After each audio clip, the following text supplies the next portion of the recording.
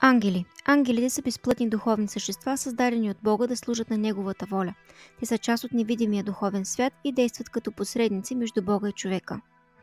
Православната традиция, следвайки учението на свети Дионисий Ареопагит за небесната иерархия, разделя ангелските чинове на 3 иерархии, всяка съдържаща по 3 чина.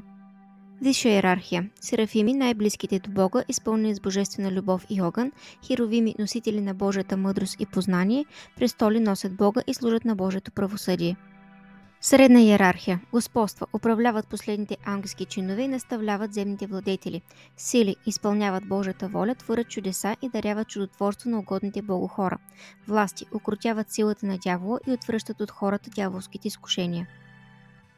Ниша иерархия. Начала командват нишите ангели, управляват вселената, охраняват страните и народите. Архангели благовестяват великото, разкриват тайните на вярата и пророчествата. Ангели, най-близо до хората, наставляват ги за добродетелен и свят живот, пазят вярващите.